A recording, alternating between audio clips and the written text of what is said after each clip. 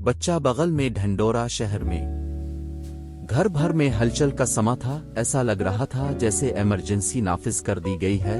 घर का हर फर्द परेशान आदेर से अलिफादेर दौड़ता भागता नजर आ रहा था। तमाम घर वाले एक ही चीज तलाश कर रहे थे, यानी दादी जान का चश्मा। जब से दादी जान को भूलने की बीमारी हुई थी, आए दिन वो अपनी कोई न कोई चीज कहीं न कहीं रख कर भूल जाती थी और शामत आ जाती थी घर भर की।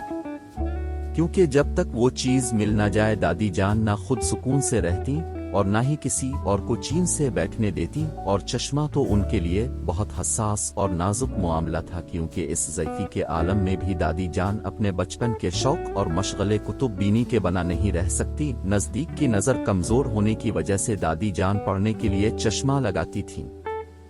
सुबह सवेरे तिलावन कलाम पाक और उसके बाद सुबह नाश्ते के साथ ताज़ा अखबार पढ़ना दादी जान का रोजाना का मामूल था। कल शब ही तो इन्होंने अपने छोटे से कुतुब खाने से नसीम हिजाजी की किताब खाक और खून निकाली थी, जो आज उनको पढ़नी थी। आज सुबह जब करीन हकीम पढ़ने के लिए दादी जान ने मेज से अपना चश्मा अलिफाटेना चाहा तो वो अपनी जगह मौजूद ना था। बस उसी वक्त से चश्मे की तलाश जारी थी। घर के हर कोने की तलाशी ली जा रही थी। मुख्तलिफ अफराद मुख्तलिफ समतों में चश्मा ढूंढ रहे थे।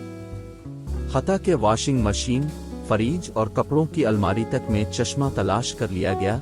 उम्मी ने तो बावर्ची खाने में मसालों की बर्नियों तक में चश्मा देख लिया था। परेशानी में दादी जान का ब्लड प्रेशर बढ़ गया था, जो उनकी सेहत के लिए खतरा था। उम्मी ने जल्दी से ब्लड प्रेशर की दवा देकर उनको आराम करने को कहा, लेकिन तिलावत कलाम पाक के बगैर दादी जान को बेचैनी हो रही थी। जो सूरतें उनको ज़बानी याद थी वो पढ़ चुकी थीं, और फिर आज तो उनका करीन पाक खत्म होने वाला था।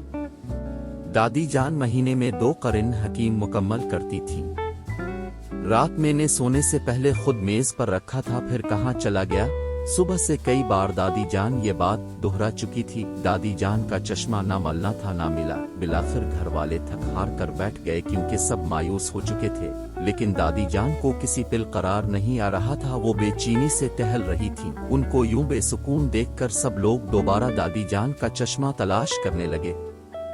दादी जान ने ऐलान कर दिया कि अगर चश्मा ना मिला तो वो आज ही आंखों के डॉक्टर के पास जाकर आंखें टेस्ट करवाकर अपना चश्मा बनने को देंगी। अब्बा मियां ने तसल्ली दी कि इंशाअल्लाह। बहुत देर से घबराहट में चहल कदमी करती दादी जान बहुत आदास और परेशान अपने तख्त पर आकर बैठ गईं। दादी जान की आदत थी पान की गिलौरी मुंह में डालकर मुताला शुरू करती। सुबह से दादी जान को परेशानी में पान खाने का ख्याल तक न आया था।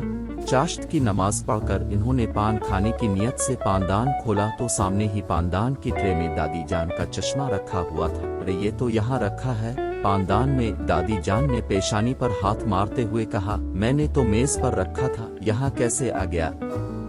बिल भर में घर भर में खबर फैल गई कि दादी जान का चश्मा उनके पानदान में रखा हुआ मिल गया।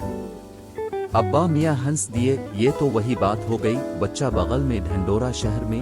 ये सुनकर गुड्डू मियां ने बेसाख्ता कहा, लेकिन यहाँ तो कहावत ही बदल गई। चश्मा पानदान में तलाशी घर भर में। दादी जान जो चश्मा मिलने के बाद पुरसुकून हो गई थी, हंसते हुए कहने लगीं, वाह गुड्डू मियां बहुत खूब। दादी जान को खुश देखकर सारे घर वाले भी बहुत खुश थे।